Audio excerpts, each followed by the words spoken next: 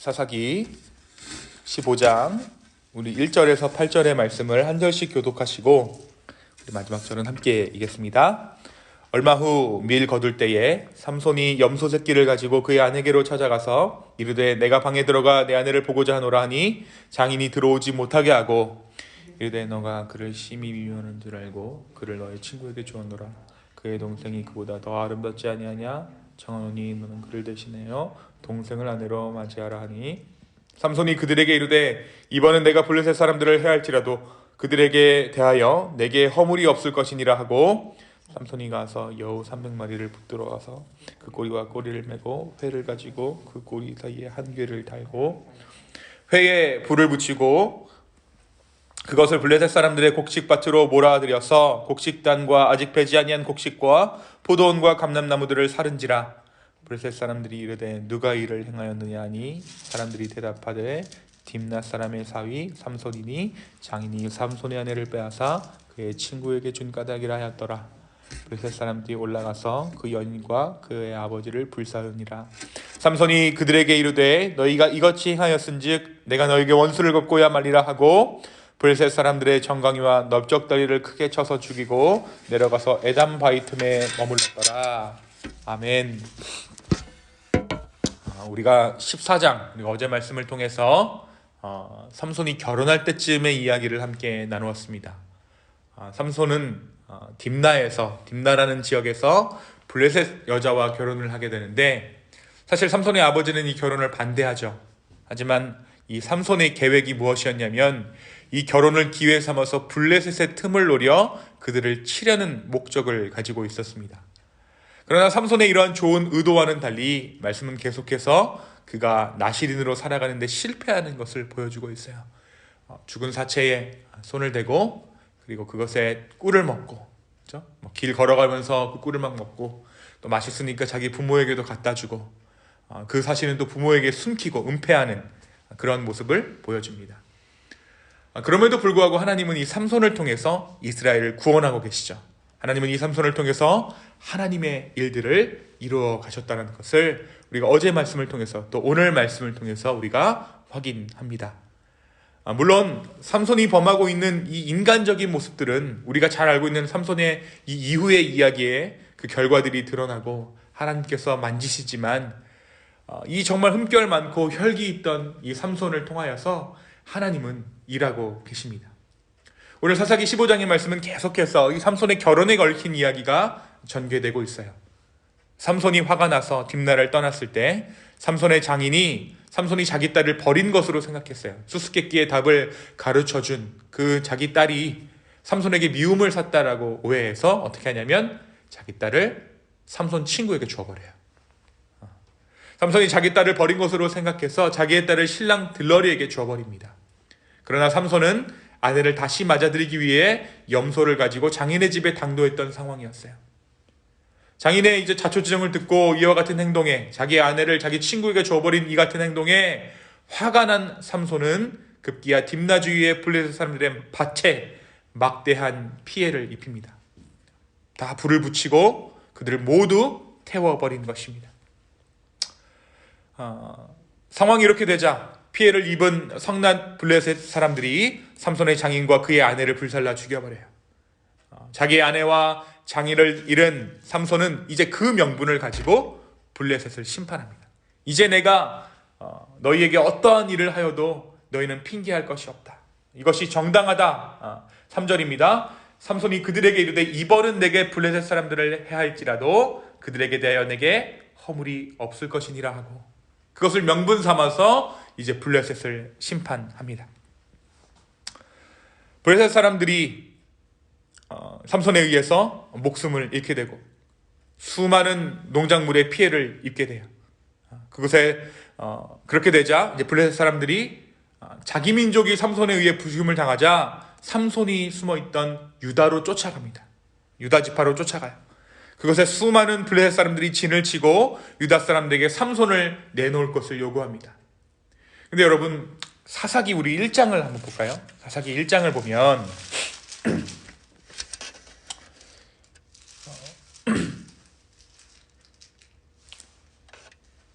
우리 1장 1절에서 2절을 보면 여호수아가 죽은 후에 이스라엘 자손이 여호와께 여쭈어 이르되 우리 가운데 누가 먼저 올라가서 가나안 족속과 싸우리이까. 여호와께서 이르시되 유다가 올라갈지니라. 보라, 내가 이 땅을 그의 손에 넘겨주오노라 하시니라. 그렇죠? 그리고 나서 3절에 보면 유다가 그의 형제 시므온에게 우리가 함께 올라가서 싸우자라고 말해요. 그러니까 유다는 굉장히 용사 그리고 의리가 있던 지파였어요. 근데 오늘 말씀에 보면 블레셋 족속들이 삼손을 내놔라라고 유다 지파에게 요구했을 때 유다 지파가 어떻게 행하는가? 유다 지파가 겁에 질린 나머지 삼손을 내어줍니다. 유다가 삼손을 블레셋에게 넘겨줄 때에 블레셋 사람들이 그에게 소리를 질러요. 그리고 바로 그때 삼손에게 다시 한번 하나님의 영이 임하죠. 그에게 하나님의 영이 임하자 그를 묶고 있던 밧줄은 불에 타듯 떨어져 나가고 삼손은 그 자리에서 나귀의 턱뼈로 블레셋 사람들을 처단합니다. 삼손은 나귀의 턱뼈로 무려 1000명의 블레셋 사람들을 죽였습니다. 16절입니다. 이르되 나귀의 턱뼈로 한 더미 두 더미를 쌓았으며 나귀의 턱뼈로 내가 1000명을 죽였도다 하니라.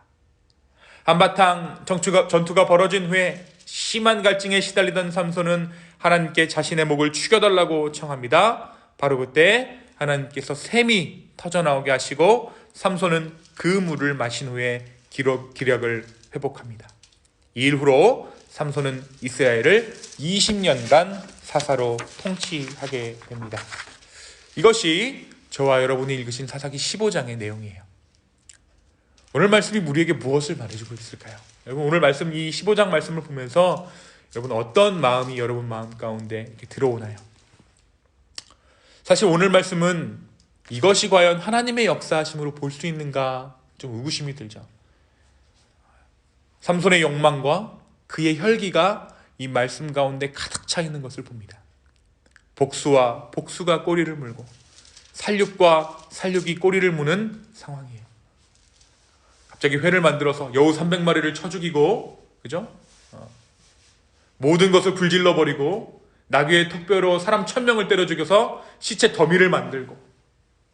그러나 우리는 이 안에서 그럼에도 불구하고 하나님께서 일하시고자 하는 하나님의 계획이 하나하나 이루어지는 것을 또한 발견해요. 삼손은 급하고 혈기를 부리고 누구도 말릴 수 없는 것처럼 보이지만 그 안에서 이스라엘 민족을 구원하시고 블레셋 민족을 처단하시는 하나님의 일하심은 차곡차곡 진행되고 있었어요. 삼손의 혈기는 그 다음 얘기예요.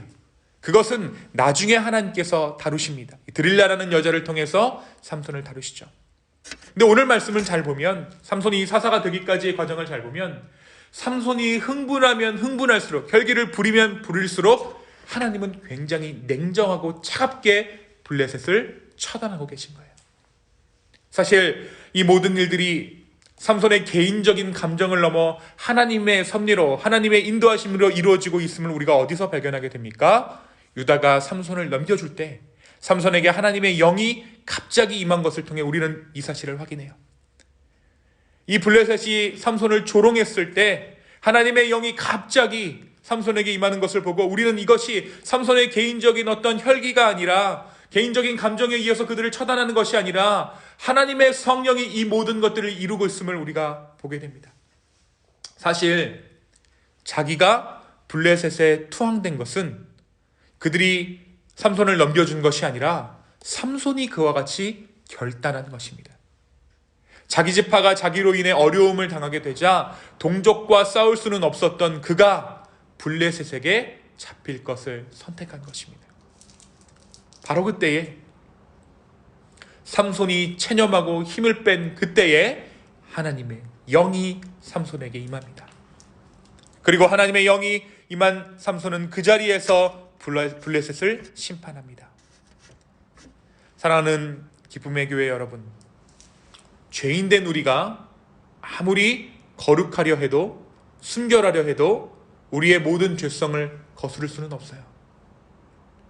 때로 실수도 하고 넘어지기도 하고 혈기가 많은 사람들은 참고 또 참다가 한 번씩 터져 나오기도 합니다. 근데 우리가 한번 생각해 보세요. 여러분, 우리가 혈기 부리는 사람은 혈기 한번 탁 부리는 거 보고 그래 저게 진심이지 라고 말하죠. 그런데 오랜 기간 그걸 눌러왔잖아요. 참고 그럼 여러분 그 사람들 향해서 우리가 그 사람의 진심을 뭐로 봐줄 거냐? 여태까지 참았던 것을 그 사람의 진심으로 봐줄 거냐?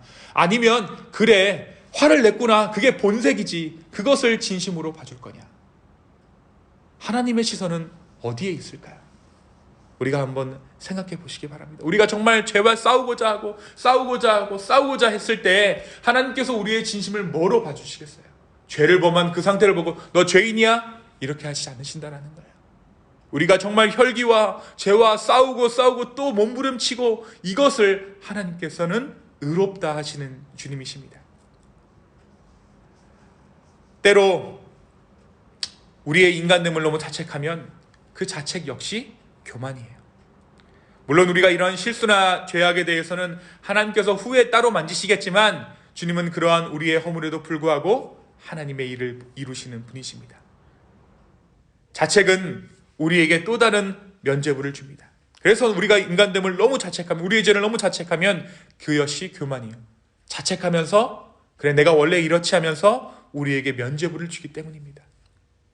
내가 하나님이 되는 또 하나의 모습이 자책입니다. 주님은 우리를 주님의 형상대로 만들어 가시지만 그 최종의 우리의 모습은 지금 우리의 모습을 거쳐야 완성되는 것입니다. 지금 내가 있어야 나중에 나도 있는 거예요.